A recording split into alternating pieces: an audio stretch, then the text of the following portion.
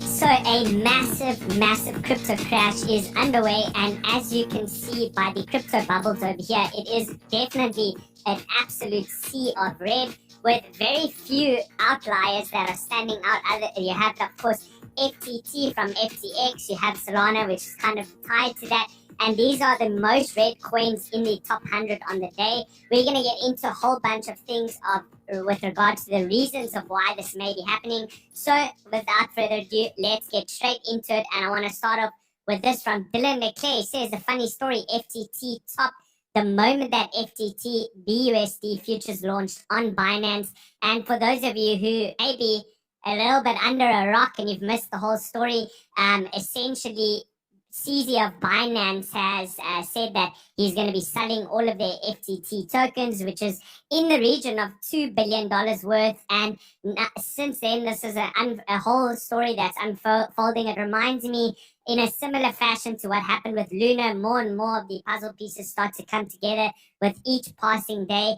And if you look over here, it says breaking the BitDAO community issued a proposal asking Alameda to provide the on-chain address of the tokens that promised not to be sold for 3 years.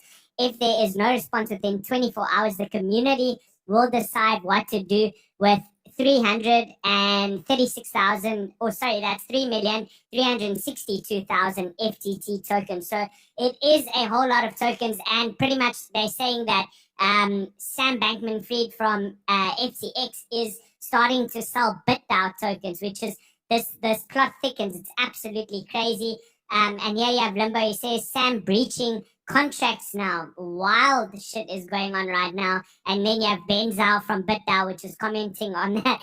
So it's just crazy. If you asked me 5 years ago when I was in crypto in 2017, if this stuff was going to be happening 5 years later, I would have said absolutely not. We would have thought the space would be so developed, but it's truly the Wild West out here, and it just gets crazier and crazier. But you know what the great thing about that is it provides enormous opportunities, because with crypto being a extremely scarce asset class, with Bitcoin, of course, only 21 million, and so many of the coins have been lost.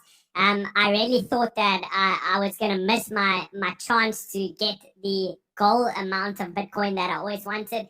And, you know, the more and more this goes on, the bigger the opportunity is to get that generational bottom, because I do believe in crypto for the long run.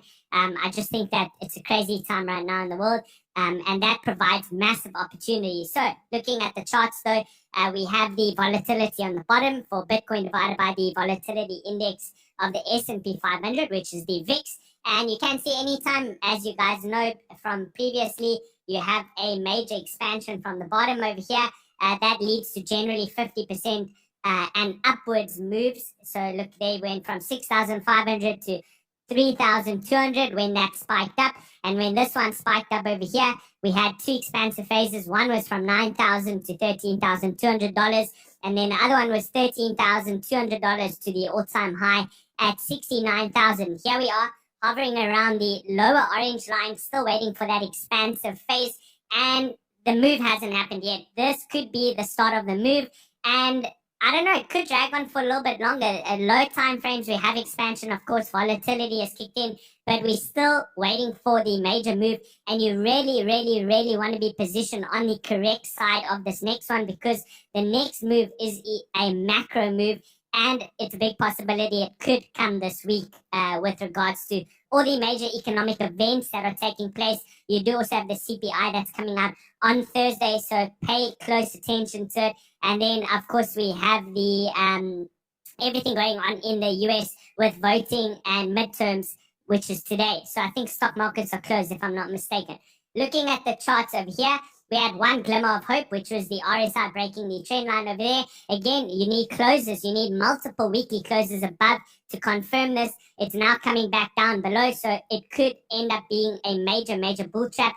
And we did warn of that yesterday. We said, look, that price is above the 255 moving average. Here's your weekly range, weekly high, weekly low. Bear in mind you have all of the overhead resistance, which is still going to be a lot of work for price to slice through. And now, consequently, kind of like a tower top, we've fallen back down, lost the 255 MA, and now risk continues to remain to the downside. yesterday I outlined to all of you the absolute key pivotal level to watch, which was $20,500. I said if you lose that level, all bets off the table, and we start to flip completely bearish again. And that's kind of where we are now. So I'm going to outline to you the new levels to watch, because there should be at least a small bounce, and that would probably be a retest of underside resistance on multiple different coins. And that's your opportunity if you are now trapped and caught in certain long positions that you want to exit out of. That is going to be a potential opportunity. So we'll get back into that. If you haven't watched the video where I gave the psychology of a Wall Street trader cheat sheet, go have a look on Friday. I dropped it on our YouTube channel. And I went through this in detail. So far, the fractal seems to be holding true. A little bit of capitulation. And now we're still waiting for kind of the anger phase, which I said I anticipate may still be coming. And then, as you can see, sadly, it is a little bit of a long, drawn-out process to reach an ultimate bottom in the market. But looking at this is kind of how you have to expect that market bottoms will form, drags out over time. People just get over it, a slow grind down, and then you start to form a base near the bottom, which I expect to be between $10,000 and $14,000. I've been very vocal about that for a long period of time. That's my expectation. Question is the upside over? I said that this could potentially bounce, if you have a look over here, to about $23,000. I don't know. I don't know if it's going to make it there now. Let's have a look.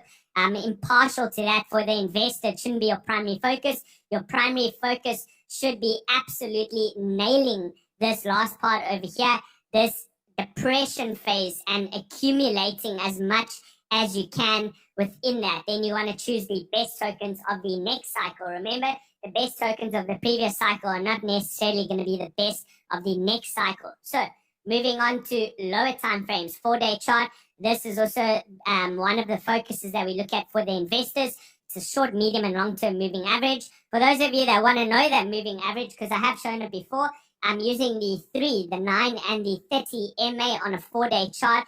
And as an investor, you want to see price above all of those moving averages, with the green one tracking up above the yellow, which is above the purple. When all of those are postured and angled upwards with price hovering above all of that, that is your signal to go. And we got close to having a signal. I told you, patience, patience, patience. Traders and investors who are patient are always rewarded the most. And that's exactly what this game is about. It's about timing and patience. And you needed to wait a little bit longer, probably another 2 weeks of closing above here to get these moving averages postured upwards. And then that would have given the signal to long. As you can see now, complete sell-off through all of them. Still reacting on the short green one now, bouncing and holding that, which is at least a decent sign. But I would suspect that it's probably not going to reclaim these anytime soon.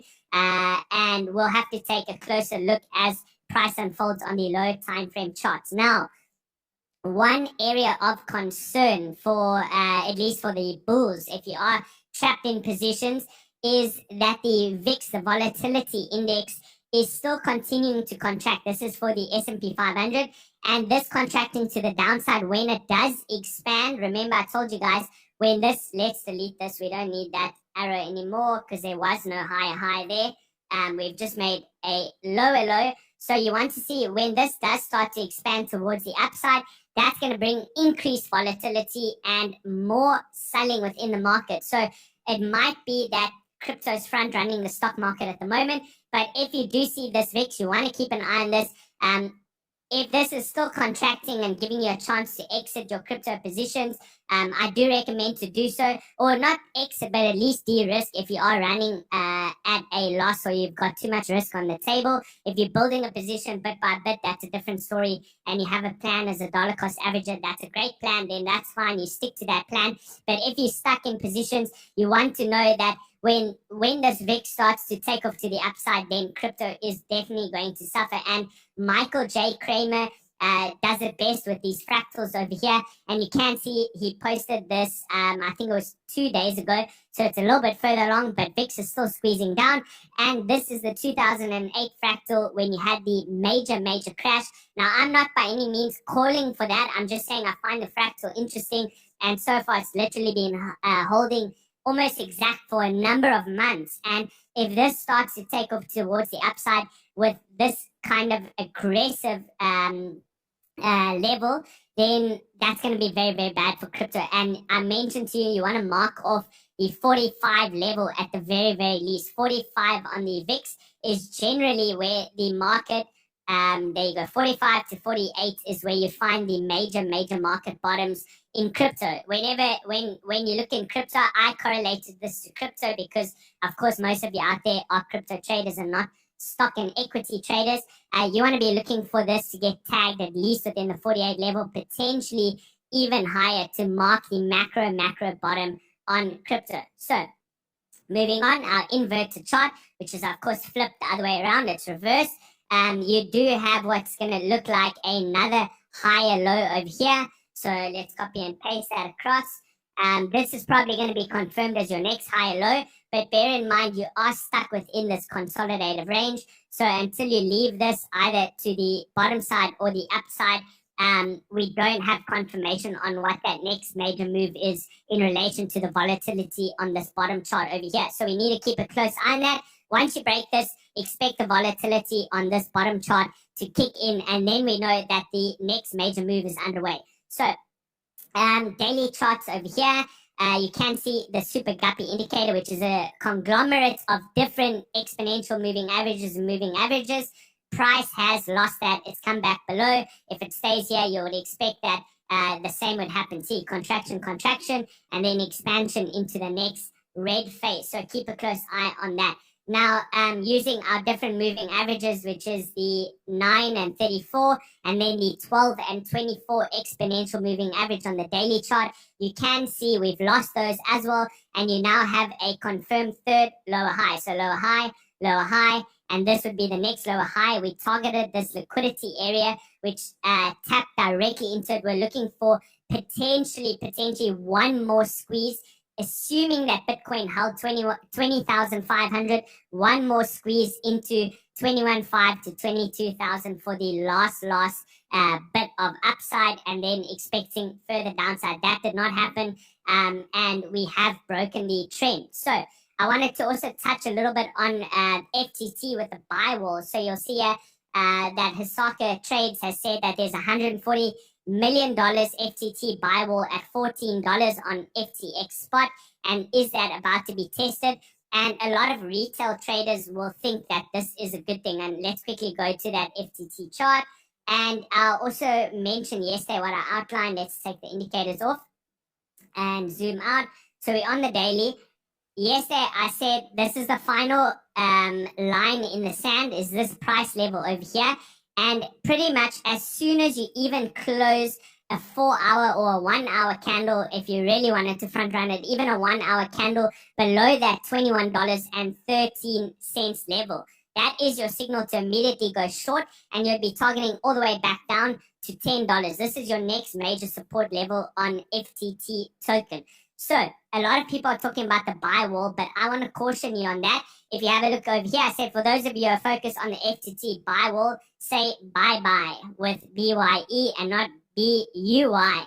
And it's because of this. If you look at what Ched said, he posted this over here. He always posts phenomenal research. I absolutely love it. He says, prop bid concept explained.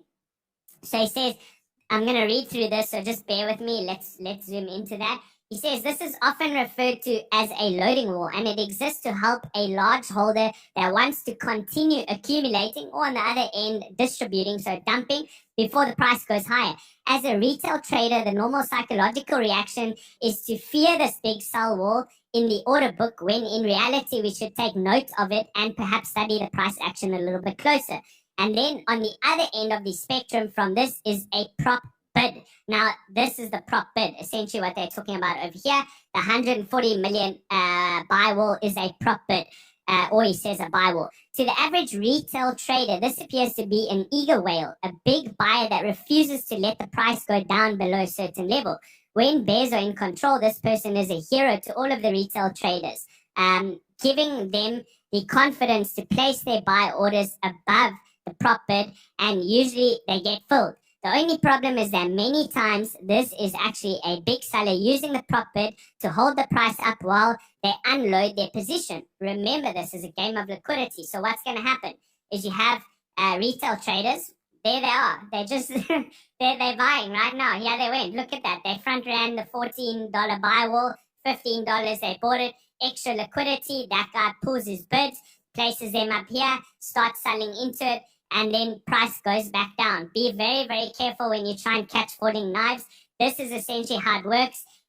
Even if you see this go all the way up and turn green again, it will most likely still be a trap and a retest of the underside resistance, and consequently FTT is probably going to go all the way back down again. So you need to be very, very careful.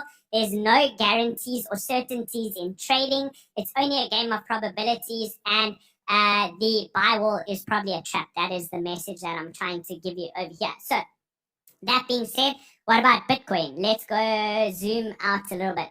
Let's look at this price action over here. So, okay, what has happened? So you have range high over here. Range high is coming in between 22,300 and 22,700. I'll make it a bit bigger for you. And then you have the range low, which are the lows that we've tested multiple times, coming in that $18,000 level between 18,300 and 18,800. So what mid-range is 20,500. That was the important level to watch. What happened on a zoomed in perspective over here, we tapped the liquidity, we came back down, simple trend line that I drew over here, lined up with the mid-range. I knew as soon as you lose that, there's going to be trouble. So broke the supporting trend line down. As I've mentioned in this over here, I said there's a break of structure. So break of structure, you made a lower low, and then you broke down the strong horizontal and you broke down the diagonal. So it's a full signal to exit the market.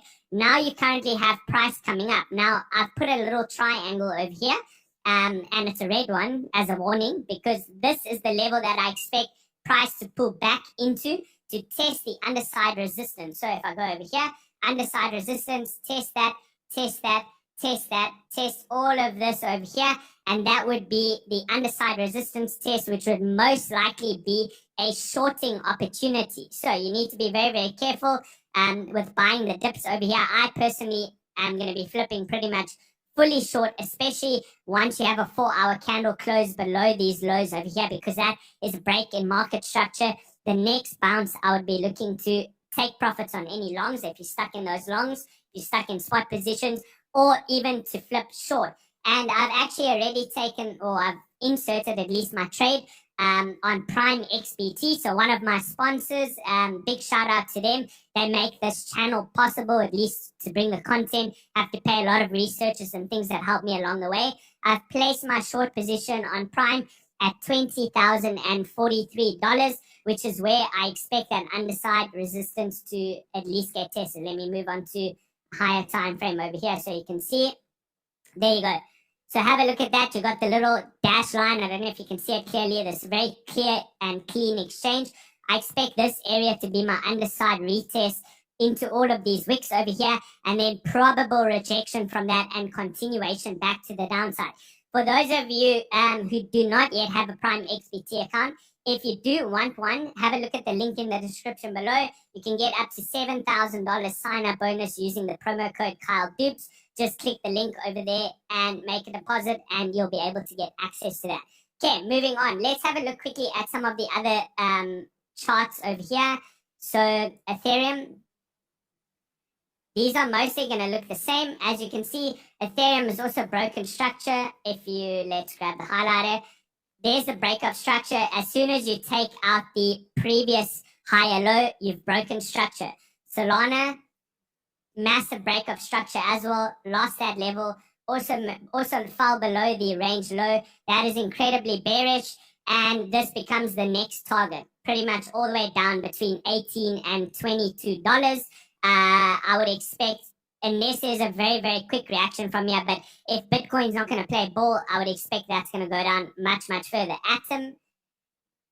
Atom is also broken structure, at least on a wick basis, but let's have a look at how this closes. It does have a strong key level at $12.38, so possibly that could hold and bounce from that zone. Sushi Sushi's still holding its structure. It's got high lows. This has been one of the strongest coins throughout. So high, low, high, low, high, low, still holding this level. That would be an interesting one to see. If the market does start to bounce, expect the ones with relative strength, Sushi as an example, to bounce the hardest.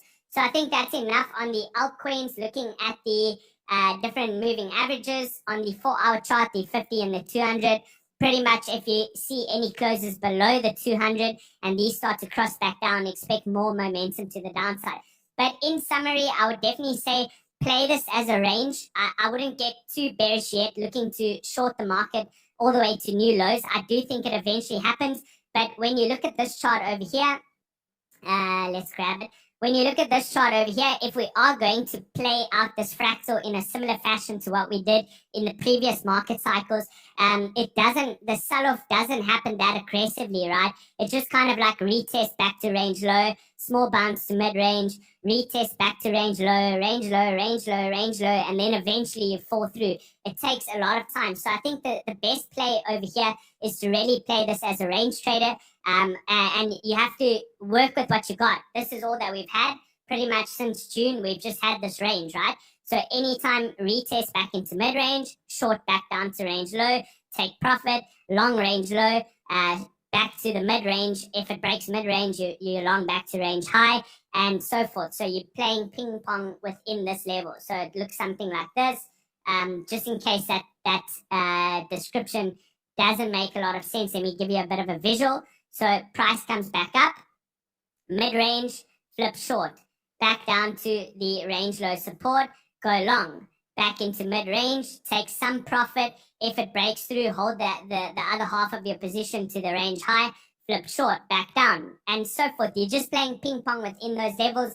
And then the other thing that you want to do is accumulate on the DEXs. So if you look at from Azari's report, liquidity on Uniswap has nearly doubled its share of the total crypto market cap over the last year, and it's settled 0.4% of market dominance as of the end of quarter 3. This net gain in market share highlights Uniswap's ability to attract liquidity. So I definitely think for the spot traders out there, you're safer dealing with the DEXs than what you are with the centralized exchanges. You can see all this absolute calamity that's going on with the centralized exchanges, questions of whether they even have the liquidity to pay their customers out. It's quite scary. It's like a run on the banks kind of thing, whereas when you trade on DEXs, you can be absolutely certain that they have the coins there because you pretty much own the private keys.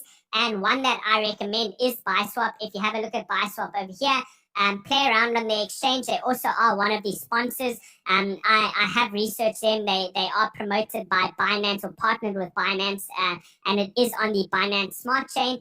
And you can be a liquidity provider here as well, earning up to 75% of the fee. If you do trade on here, it's cheaper than what it would be on Uniswap or PancakeSwap or any of the different DEXs.